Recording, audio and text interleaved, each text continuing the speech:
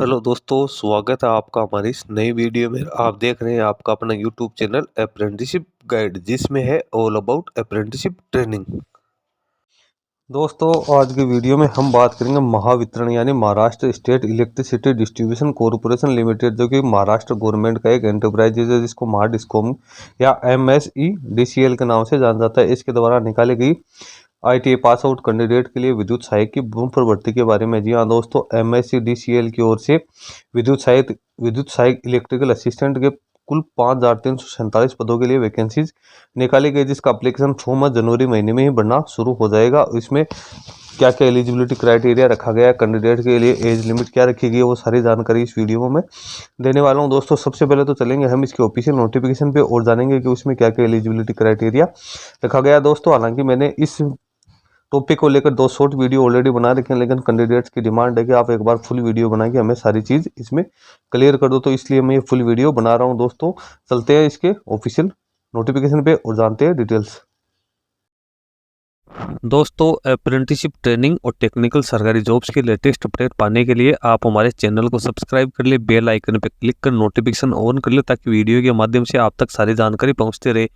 दोस्तों, आप हमारे टेलीग्राम चैनल और व्हाट्सएप ग्रुप को भी ज्वाइन कर ले, जिसका लिंक हमारे वीडियो के डिस्क्रिप्शन बॉक्स में अवेलेबल है, जिस पे मैं लगातार आपको अपडेट करता रहता हूं। दोस्तों, यदि आप बैंकिंग या फाइनेंशियल सेक्टर से जुड़ी रिक्रूटमेंट की लेटेस्ट अपडेट और जानकारी प्राप्त करना चाहते हैं, तो आप हमारे another YouTube channel banking jobs guide को सब्सक्राइब कर ले, जिसका लिंक हमारी वीडियो के डिस्क्रिप्शन बॉक्स में अवेलेबल है, जिस पे मैं लगातार बैंकिंग सेक्टर और फाइनेंशियल सेक्टर के द्वारा जो भी वैकेंसी निकाल जाती है, उससे संबंधित वीडियो अपलोड करता रहता हूँ।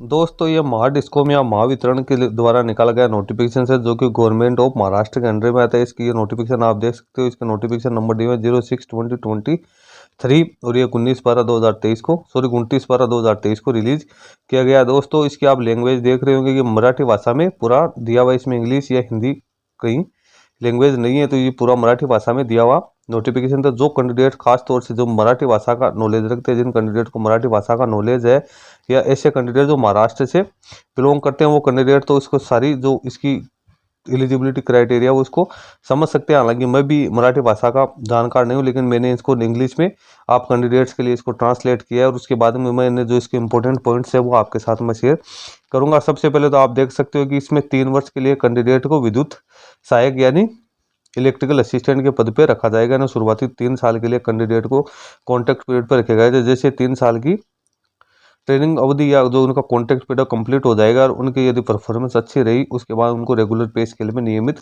कर दिया जाएगा, जो कि इलेक्ट्रिकल असिस्टेंट की पोस्ट होगी। यहाँ पे सबसे पहले डिटेल्स वो वैकेंसीज दी हुई, यहाँ पे टोटल 5,347 पदों के लिए वैकेंसी निकाली गई है। सबसे पहले तो आपको यहाँ पे रिजर्वेशन वाइज है, तो वैकेंसीज की संख्या दी हुई, अनुसूचित जाति जनजाति ये सारी संख्या दी है। नीचे आपको जो यहाँ पे जो आरक्षण वाइज है वो कैंडिडेट को दिया हुआ है। सबसे पहले तो जो ओपन यानी आम जो कैंडिडेट है उनके लिए कितने पदों के लिए यहाँ पे वैकेंसी निकाली गई है।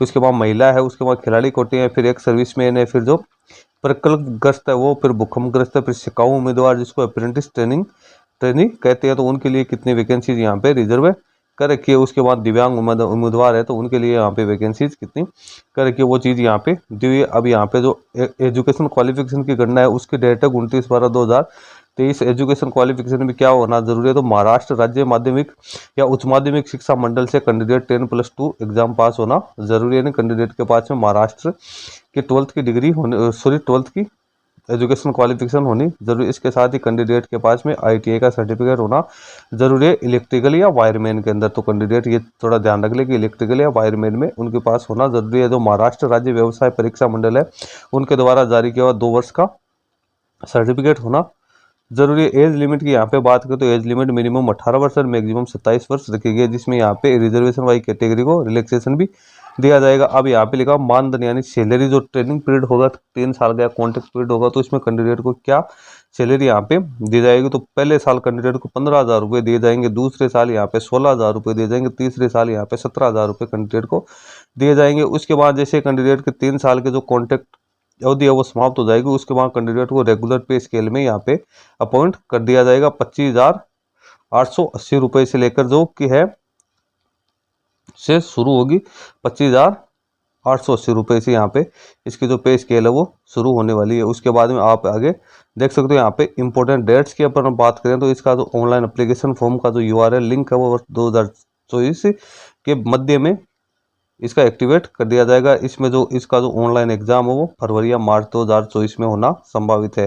तो इसका आप अभी इसका जो लिंक है ऑनलाइन एप्लीकेशन फॉर्म भरने का वो एक्टिवेट नहीं हुआ है। जैसे एक्टिवेट हो जाएगा तो मैं आपको उसके लिए सेपरेटली इसके बारे में इंटीमेट कर दूंगा। अभी अपन इसके ऑफिशियल वेबसाइट पर चलते हैं तो वहाँ पे सिर्फ नोटिफिकेशन का लिंक ही शो हो रहा है। तो अभी मेरे को लगता है ये 15 जनवरी के आसपास से इसका लिंक है वो एक्टिवेट हो जाएगा। यहाँ पे आप देख सकते हो कि जो जिन कैंडिडेट ने अप्रेंटिसशिप कर रखी है उनको भी यहाँ पे उनके लिए भी यहाँ पे रिजर्वेशन किया गया है। तो लोग कहते हैं कि अप्रेंटिसशिप का क्या फ़ायदा होता है, तो उनके लिए यही है कि जो अप्रेंटिसशिप कर रखे हैं उनके लिए भी यहाँ पे पदों की संख्या है वो रखी गई है। उसके बाद नीचे अपन चलते हैं तो यहाँ पे आप देख सकते हो फिजिकल स्टैंडर्ड है तो कैंडिडेट का क्या क्या होना जरूरी है। तो आप देख सकते हो विद्युत सहायक के लिए कौन कौन से तो दिव्यांग है जो उनको यहाँ पे एलिजिबल मांगे गए और फिजिकल यहाँ पे फिटनेस की क्या स्थिति है वो दिए हुए। फिर एक सर्विसमैन की यहाँ पे सारी डिटेल्स आपको देखने को मिल जाएगी। उसके बाद में यहाँ पे सिलेक्शन प्रोसीजर की बात करें तो कैंडिडेट का यहाँ पे सिलेक्शन है वो जो ऑनलाइन एग्जामिनेशन होगी उसके आधार पे किया गया है। यहाँ पे प्रोफेशनल नॉलेज के टोटल आप देख सकते हो 50 क्वेश्चंस आएंगे, 110 नंबर उनका होगा।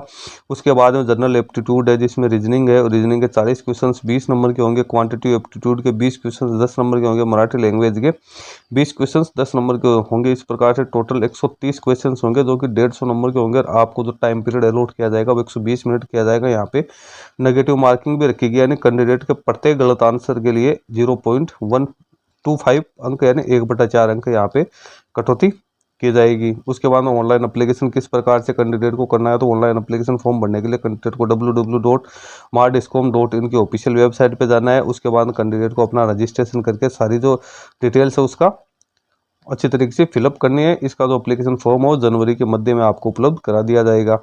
यहाँ पे यही चीज़ डिटेल्स चाहिए। अब यहाँ पे आप देख सकते हो एग्जामिनेशन शुल्क की अपन बात करें तो जो ओपन वर्ग के कैंडिडेट है उनके लिए 250 रुपये प्लस GST यहाँ पे रखी गई है। हिंदी में लिखी हुई है फी तो 250 रुपये है।